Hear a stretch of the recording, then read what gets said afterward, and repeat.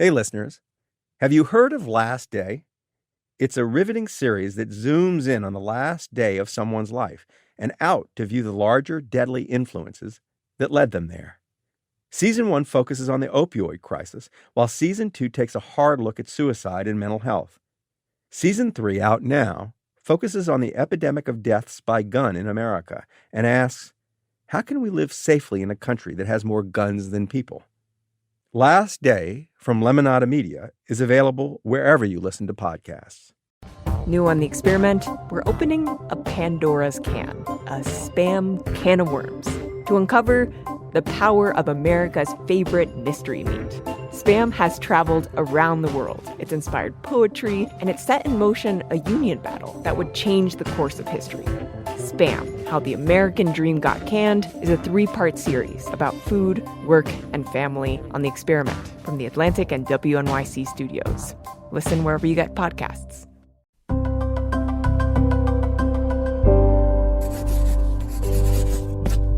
Pushkin.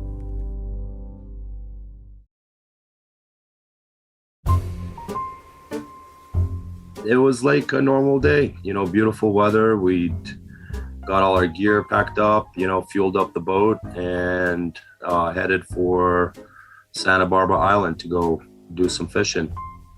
His name is Joe Bluestein. He's remembering a single day in his life, back in September of 2014, when he was floating off the coast of Southern California on a sleek, 65-foot yacht fisher.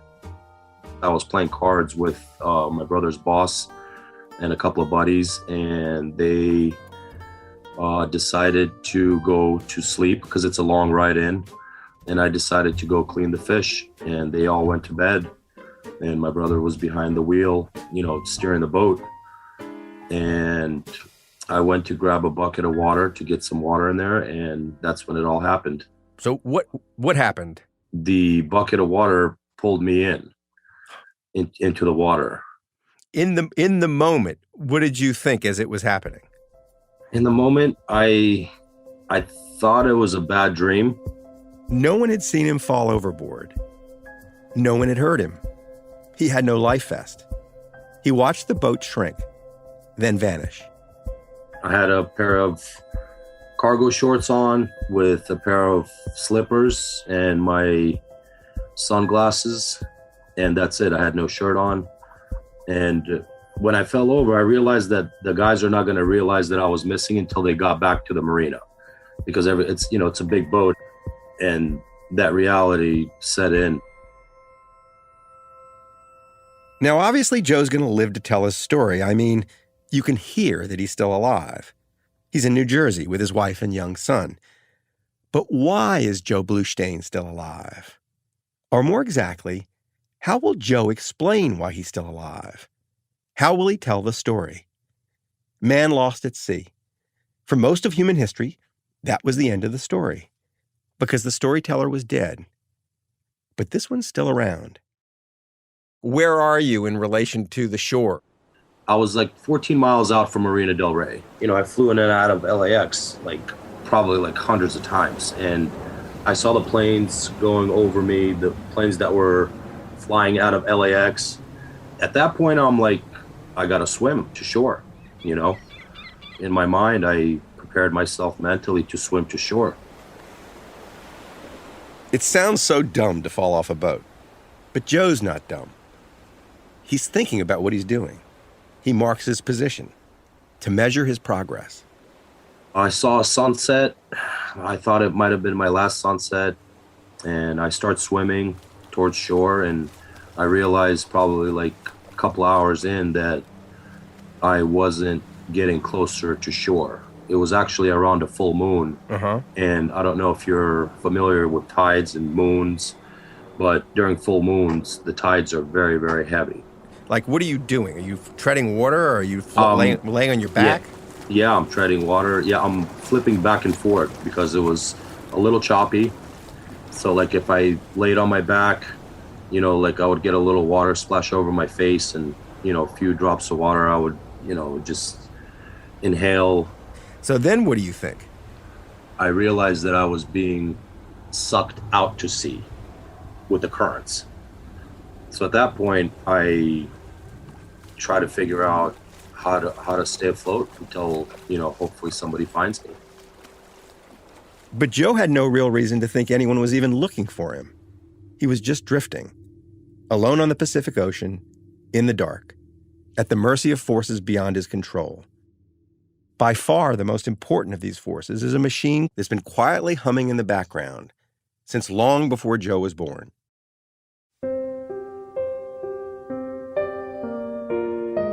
I'm Michael Lewis, and this is Against the Rules, where we explore unfairness in American life by looking at what's happened to various characters in American life. This season, that character is the expert.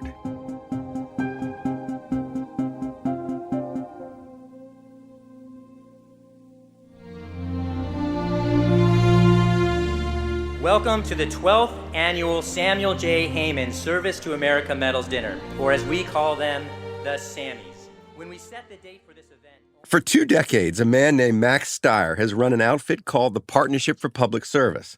It's a wildly ambitious and possibly insane attempt to fix the entire United States government. The group's nonpartisan. I mean, it's not pushing any agenda about what government should do.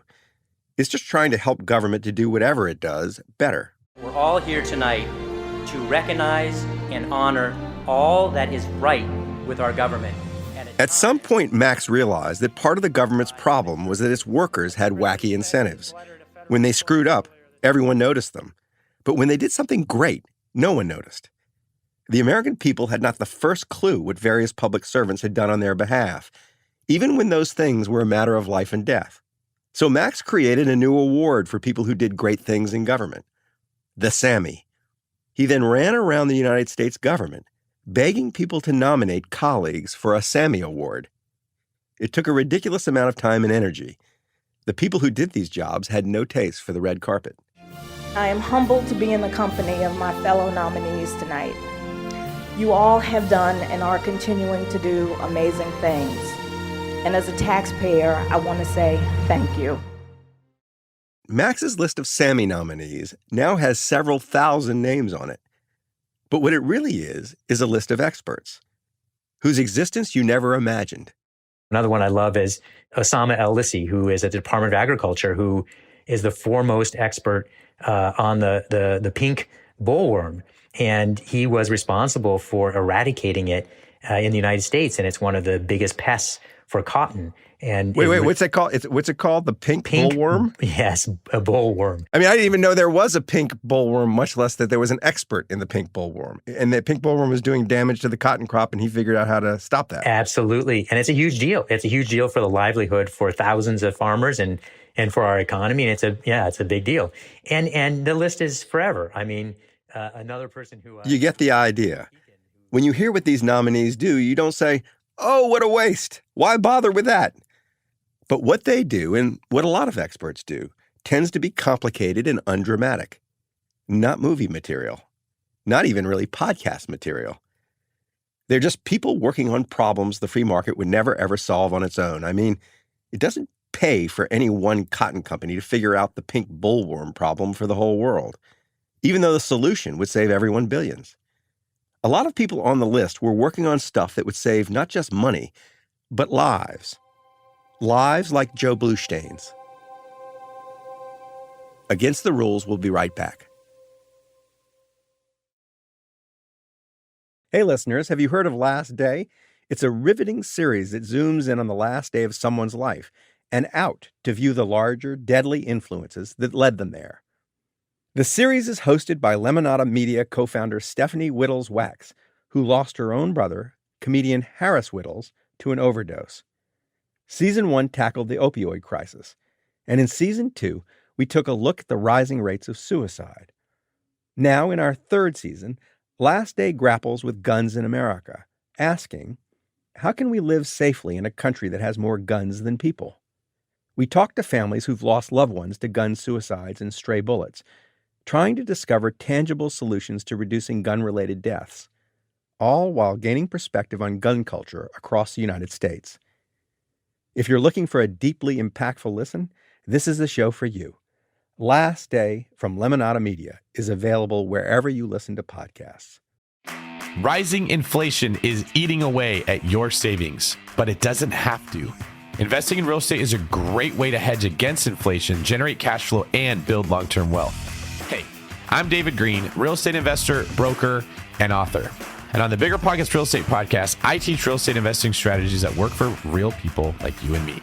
From strategies for getting started. A couple weeks after we closed, we had all the rooms rented out. And from that day to this, we have literally never missed a month's rent. To data-driven insights on today's hot market. This debt and the leverage that you can get is potentially worth a retraction in prices in a year or two if I'm investing for the 5, 10, or 20-year time horizon. We cover short-term rentals, long-term rentals, passive investing mindset, and more.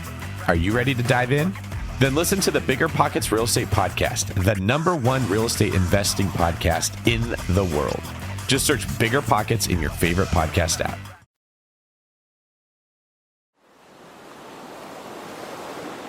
Alone in the Pacific Ocean, off the coast of California, Joe Bluestein is still floating. I took my shorts off and tried to take the waist, because I had like one of these, like a material belt, and try to make like a noose around the waist and try to get some air into the, where the legs come out. Because I saw that somewhere online, like some kind of survival video years ago, and that didn't work. So I just dumped the shorts, flip-flops, and at that point I was naked. So you're there in the water, you just got shorts and slippers. You saw some survival video from years ago and you tried to replicate it but didn't. So you just got rid of everything. Yep. I was just exhausting too much energy, My slippers were gone. I didn't have underwear on. It was summertime, I was commando style, so. Joe clearly knows so much about survival techniques and boats and fish. Everybody always asks, sharks. I'm like, I really wasn't concerned. One time, I had a little concern was when I was floating on my back and I saw it was a bait fish, and I think it was a mackerel because that's what is normally around that area. It wasn't a sardine because sardines are smaller. What Joe didn't know was what his life depended on. I mean, in that moment, there were all sorts of forces at work that would determine his fate. But one of them was a guy far away who, many years earlier, had decided to make himself an expert. How hard is it to see a person in the water? You're a coconut. You're a coconut floating in the water. Extremely difficult. Arthur A. Allen, oceanographer, United States Coast Guard, Search and Rescue Division. In the whole of human history, man has been sailing the seas forever.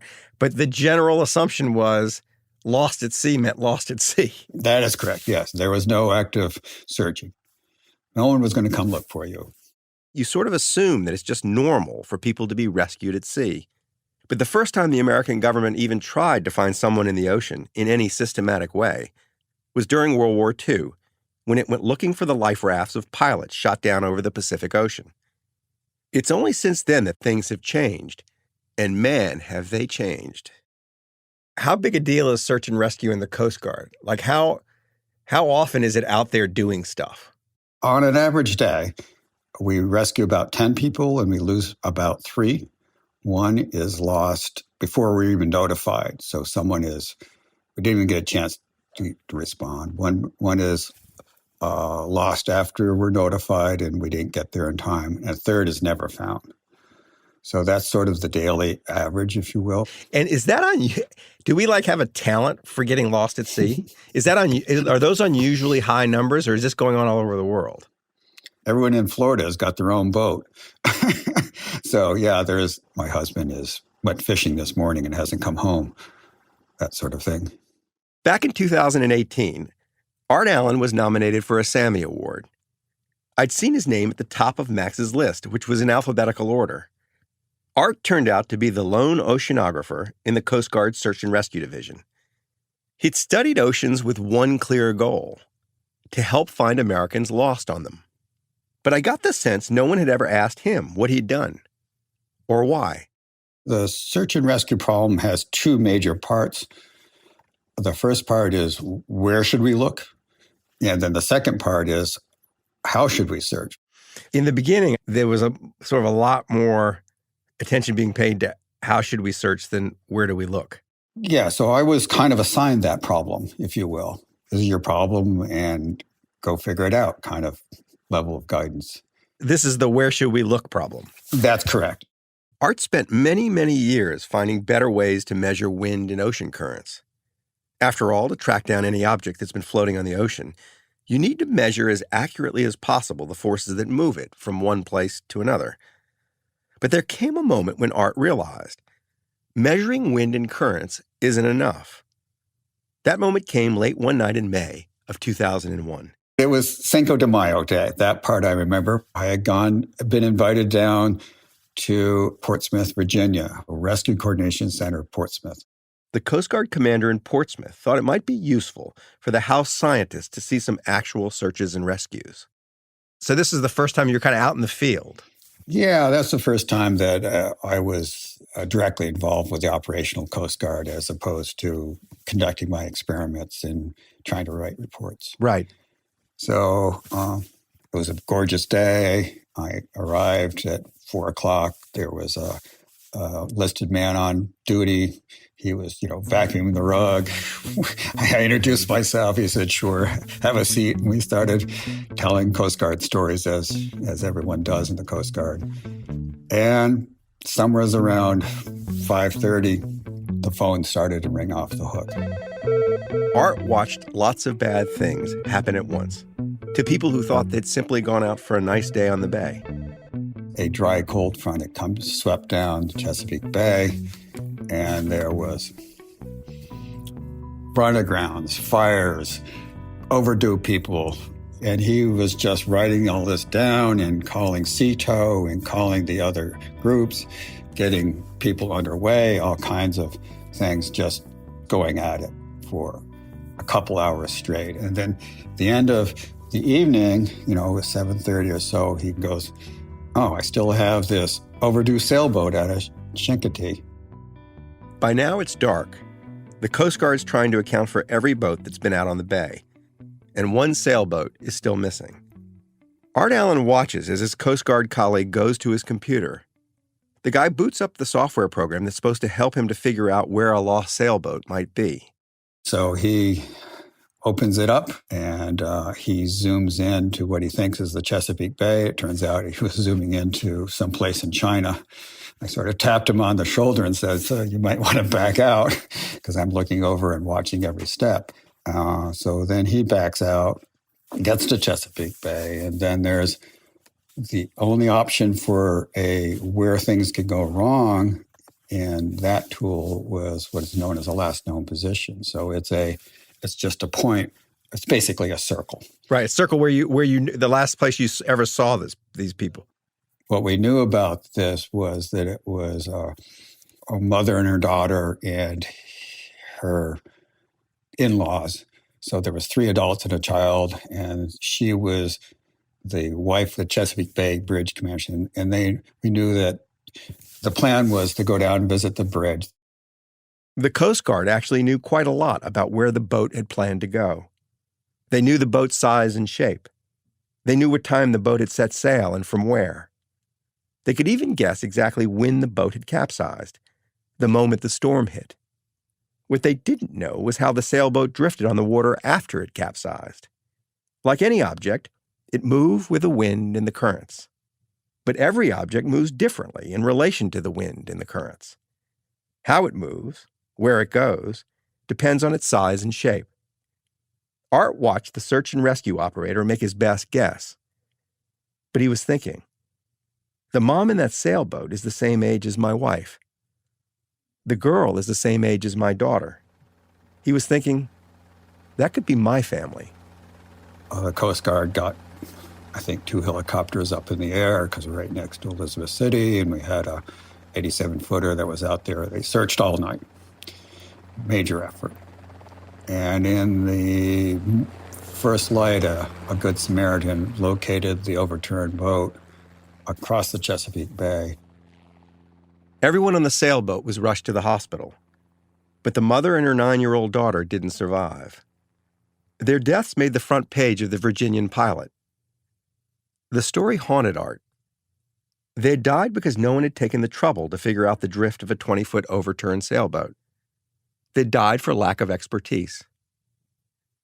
Art saved the newspaper story. He kept it between 2 books on his living room shelf. Every now and then, for the next 10 years, he'd pull it out to remind himself. Why did 2 live and 2 die? Simply body mass. The aunt and uncle were very large. And, the daughter is very slight. She perished first. It's hypothermia. It's basically water draws the heat out of your body, and you can't generate heat fast enough, so your body shuts down. So you watched this?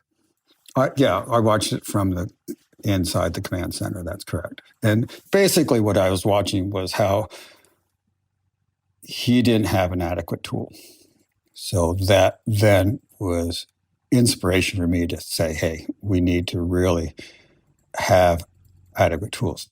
Part of the problem with the tool was it didn't have the ability to describe the way this particular object would drift, so you couldn't predict where it was going to be.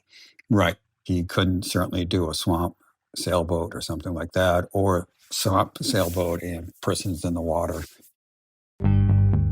At that moment, Art decided to create some new knowledge and build it into a new Coast Guard search and rescue tool.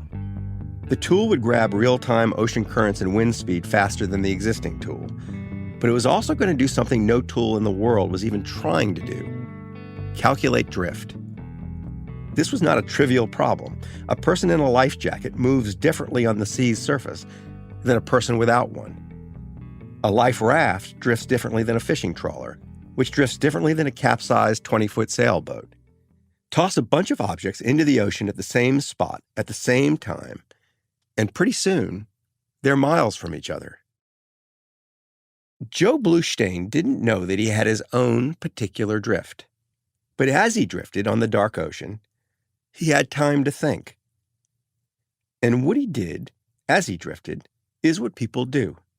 He tried to make sense of things in the form of a story before the story ended.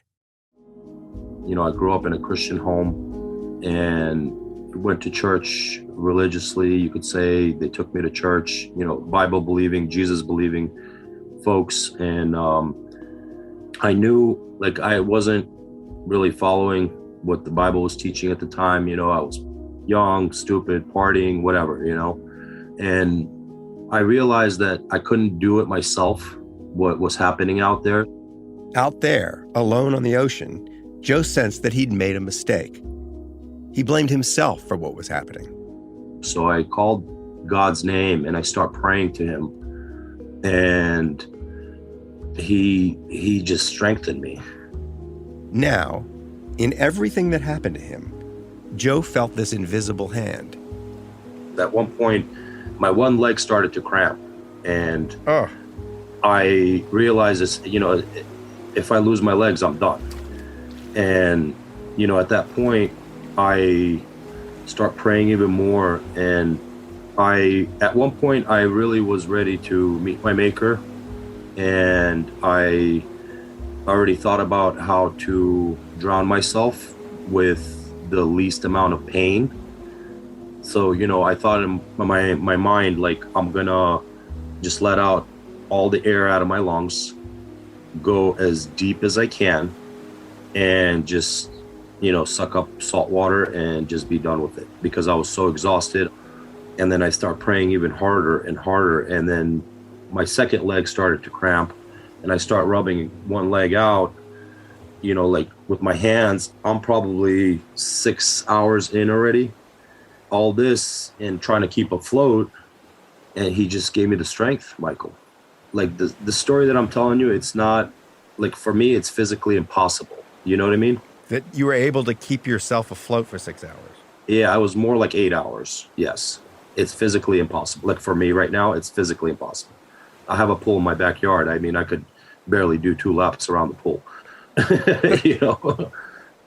Seriously. And it's just, during the time that I was out there, I was floating on my back, and I had a white, I'm pretty sure it was a seagull. And this bird just kind of zoomed by me, probably 2 inches from my nose and flew away. And this happened probably about that whole night. It probably happened about 4 or 5 times. Mm-hmm. And I know it was just God just sending me like signals of life. Joe had rediscovered his faith, but he also had at least 2 other things going for him. He was a big guy. His body fat warmed and floated him. The second thing he had going for him? A man with special powers. Art Allen. Hey listeners, have you heard of Last Day? It's a riveting series that zooms in on the last day of someone's life and out to view the larger, deadly influences that led them there. The series is hosted by Lemonada Media co-founder Stephanie Whittles-Wax, who lost her own brother, comedian Harris Whittles, to an overdose. Season 1 tackled the opioid crisis, and in Season 2, we took a look at the rising rates of suicide. Now, in our 3rd season, Last Day grapples with guns in America, asking, how can we live safely in a country that has more guns than people?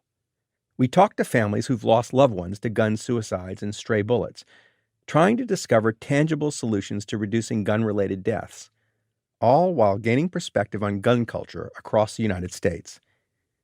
If you're looking for a deeply impactful listen, this is the show for you. Last Day from Lemonada Media is available wherever you listen to podcasts. Want to dominate your fantasy baseball league? You can do just that by listening to Fantasy Baseball Today each weekday morning as part of the CBS Sports Podcast Network. Join Scott White, Chris Towers, and Frank Stamphy as they recap each and every game on the schedule. You may not have time to follow every player in every game, but they do. They'll let you know which players to add, drop, and trade for. Make sure to download and follow on Apple Podcasts, Spotify, Stitcher, Google Podcasts, and anywhere else podcasts are found. Welcome back to Against the Rules.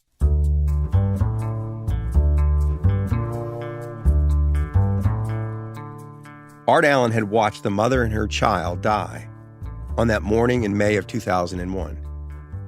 He returned home and went looking for anything written anywhere in the world about how objects drift. There was only one good study, done back in the 1950s in Hawaii by a Coast Guard commander named W.E. Chaplin, who had grown weary of not finding people. But the guy had only studied a few objects, a couple of surfboards and small fishing boats. There was no real body of knowledge, no expertise. So Art decided to create it, all by himself, without anyone asking him to. He just started tossing objects into the Long Island Sound near his home and measuring how they moved. So persons in the water is really clear. We want to know how it was assumed that people in the water drifted 100% with the currents. Well, that turns out not to be true. And then we have life rafts with canopies, without canopies. Then we have things like surfboards and kayaks, and then we have skiffs and Boston whalers. To anyone else, it would have seemed incredibly tedious, just tossing all these objects into the water and watching how they moved. Sometimes Art was on duty, but a lot of times he wasn't. He was basically working for free, but he loved it. By 2007, he had created mathematical equations to describe the drift of 68 different objects, the way 68 different objects moved on the open sea in relation to the wind and the currents. One of the objects was a small capsized sailboat. Art used his new data to recreate the failed Coast Guard search of Cinco de Mayo, 2001. After the fact, could you see that they'd looked in completely the wrong place? After the fact, what I did later on, when I had access to proper tidal currents for the Chesapeake Bay and still had the winds from that day, that basically brought it across the bay to where they were located. He'd been right all those years ago in Portsmouth. A better tool would have saved the mother and the child. He'd been right. They didn't have to die. The U.S. government had just needed to figure out something no one at the time knew. Art had figured it out. He'd made himself the world's expert on how objects drift. Now it was just a matter of teaching every Coast Guard search and rescue person how to use the expertise. We traveled around the country basically for 2 months implementing this. Can you think of any examples of like things that were found that in a previous generation never would have been found? Oh, I think in a month later, we had a guy fall off a cruise vessel off Miami, and we found him. Here I need to stop to say something about experts. They absolutely suck at telling their own stories. I mean, really suck.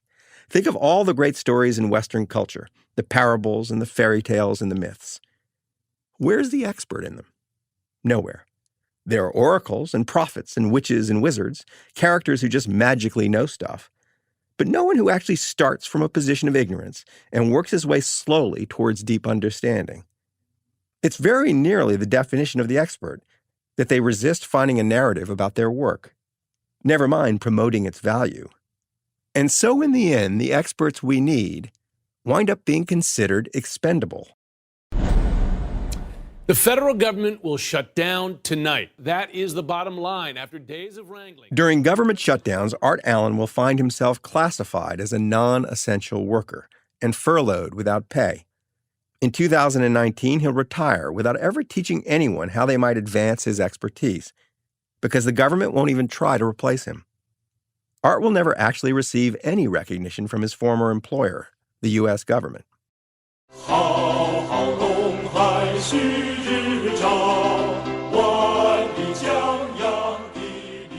The Taiwanese government will send Art a coffee mug with his name in English and song lyrics written in Chinese. This was to thank him for the lives his work saved in the waters around Taiwan.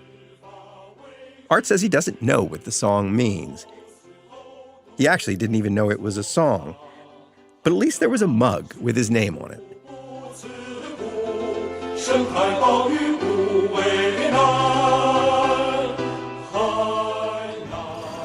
Our next award tonight is for Management Excellence. It recognizes federal employees whose accomplishments help our government serve citizens more efficiently and effectively. Their work often involves important processes and procedures the public doesn't hear about typically. So badly do experts suck at telling their stories that Max Stier was forced to dream up an entire weird award show where he could tell their stories for them. Another person who I love is Mark Eakin, who is at the National Oceanic and Atmospheric Administration, otherwise known as NOAA, and his expertise is on coral. And what he has been able to do is to understand how to use data to figure out when the oceans are going to warm sufficiently around coral reefs. Max is the only one trying to tell the stories, and Max is the first to admit that even he doesn't really know how to tell a story. And be able to give notice to local communities so they can actually do various things to prevent the real harm from happening. And that can include even... it's funny. Let me stop you for a second. The problem isn't the talent in the American population. The problem is the way it's used, in that we have this vessel in which this expertise can be grown. It's like a petri dish for growing expertise. Art Allen would never have grown his expertise outside of the U.S. government. He wouldn't have had the resources or even really the reason to go toss 1,000 objects into the Long Island Sound and see how they drifted. And he just wouldn't have done it, right? Exactly. It's the collective asset. So there is no way that we can reproduce that critical pool of expertise through, nonprofit or corporate collective action. It doesn't work. So you need, it's part of our democracy. Like having an effective government, you need that in order to be able to survive and thrive in the crazy world we live in. So let me tell you what happened right after Art's new tool got rolled out back in 2007. All the details that Art left out. The first thing that happened was a blind drunk 300-pound American man ran out of his cruise ship window, 75 miles off the Florida coast. He dropped 60 feet into the water. The ship's cameras recorded exactly where and when the guy had gone overboard. So they had a starting point, and because Art had figured out exactly how a person without a life jacket drifted, the Coast Guard knew where the lost passenger was likely to be. 8 hours after the guy ran out of his cabin window, Art's equations led the Coast Guard right to him, drifting in open waters. To this day, that guy is somehow, in spite of himself, very much alive. You can Google all this. You'll find a bunch of stories about the obvious drama of pulling this guy from the water. But you'll only find one story, it's in the Baltimore Sun, about the drama behind the Coast Guard's new search tool.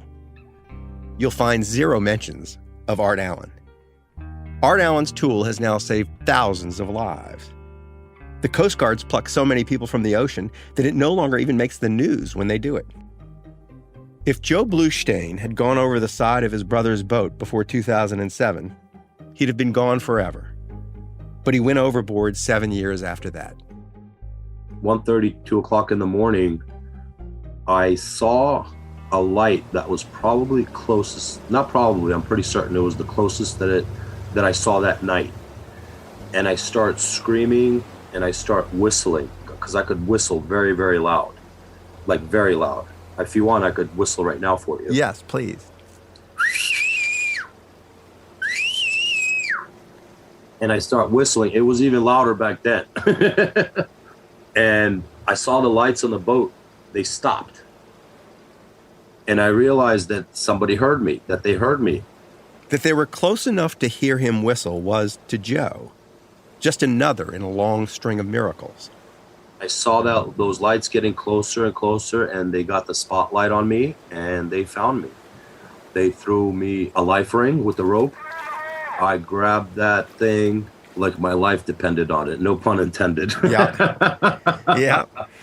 And they pulled me in, and I was like just completely drained, exhausted. And I'm a big guy, I was like 250 at the time, 250 pounds. And they pulled me in, and I crawled on that boat, and I told them thank you. Were they surprised they found you? They didn't show it, but yeah, they were. They were very surprised. And were you? I was very surprised. I mean, yes. You really are almost invisible, a little person in the ocean in the middle of the night. They told me later on it's like finding a needle in a haystack.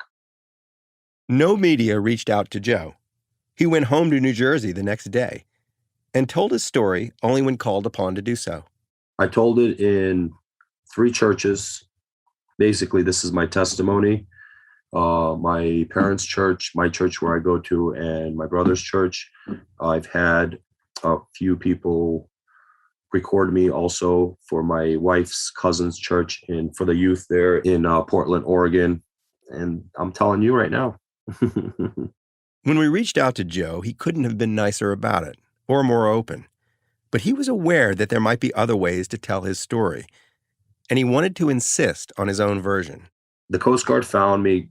I give them the credit that they deserve, but just can you please put in there that, like, through my Lord Savior Jesus Christ and God, that this all transpired the way it did, because you guys are talking to a miracle. I mean, like, whether you believe or not, you guys are talking to a miracle right now.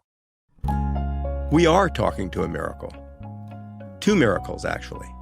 The other miracle, the ordinary miracle, is Art Allen. That a person decides all by himself to become an expert on drift. His expertise changes the world. What he's done becomes so woven into daily life that we don't even see it. We cease to include it in the stories we tell. The experts can't really defend themselves. Telling stories is almost the opposite of what experts do, even when they have great ones to tell. And then, this is universal, that once you get exposed to the search and rescue world, there's something passionate about it. What's passionate about it? You're saving them. Excuse me.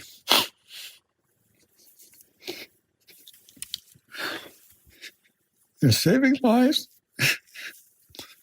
of the most desperate people. It must be, it's very similar to, say, working, in an emergency room. We're literally pulling people out of the water that would be dead within hours. when they pluck a man out of the sea who, any other time in human history would have been dead. Is there any awareness of, in the general public or in the news reporting or in the man himself, that like this is different? Or did people just kind of move along like, oh yeah, now we can do this? Well, what you see is very spectacular footage from our helicopters lowering the basket to survivors. And the helicopter crews and the air crews, they're all heroes. And very difficult job and deserve all the credit they get. And then there's a little bit, bringing it back to the science. But I'm a long ways away from shaking a hand of someone whose life I've saved. But in one case, the case of Joe Bluestein, that wasn't quite true. A few months after his rescue, Joe returned to the Coast Guard station in Long Beach to thank the guys who'd pulled him out of the water. A local TV station found the moment so touching that they showed up to film it. A dramatic rescue at sea is remembered today as the man who survived the ordeal thanks to the Coast Guard personnel who saved his life.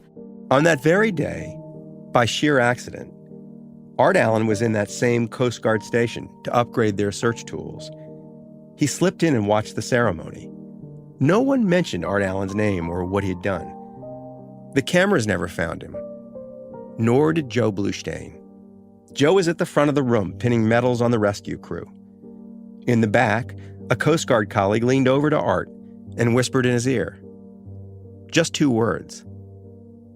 Nice job.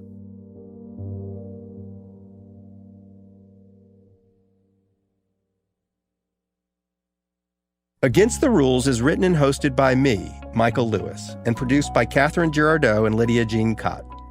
Julia Barton is our editor, with additional editing by Audrey Dilling. Beth Johnson is our fact-checker, and Mia Lobel executive produces. Our music is created by John Evans and Matthias Bossi of Stellwagen Symphonette. We record our show at Berkeley Advanced Media Studios, expertly helmed by Topher Ruth. Thanks also to Jacob Weisberg, Heather Fain, John Schnars, Carly Migliori, Christina Sullivan, Eric Sandler, Maggie Taylor, Nicole Morano, Royston Beserve, Daniela Lacan, Mary Beth Smith, and Jason Gambrell.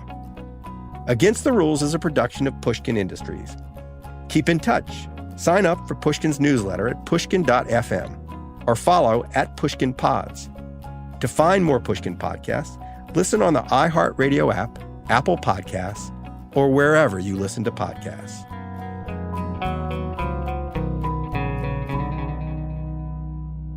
Do you still fish? Oh, absolutely. You still get it. You will still go out on a boat. I was ready to go the next day. Like no jokes.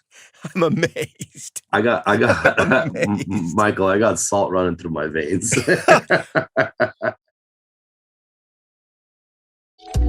Do you want to feel more in control of your money? We've all now got our own finances and we're trying to kind of plan for our futures. And so I'm just left thinking, what's the right thing to do? I'm Claire Barrett, host of Money Clinic, the weekly personal finance podcast from the Financial Times, and we are here to help. Money Clinic promises to tell you things you didn't know about your finances in ways that anyone can understand. New episodes every Tuesday. If you enjoyed my conversation with Nate Silver about probability experts, you'll want to check out Nate's own 538 Politics podcast, where Nate and his team rely on data and evidence to get a deeper understanding of what Americans think and whether politicians are being responsive. Every Monday and Thursday, they dig into questions like, how are young people or cities changing our politics? Why is the Midwest growing more Republican while the South is growing more Democratic? And what does it all mean for who will hold power in Washington? Listen to the 538 Politics podcast every Monday and Thursday, wherever you get your podcasts. Wherever you get your podcasts. Wherever you get your podcasts. Wherever you get your podcasts. Wherever you get your podcasts.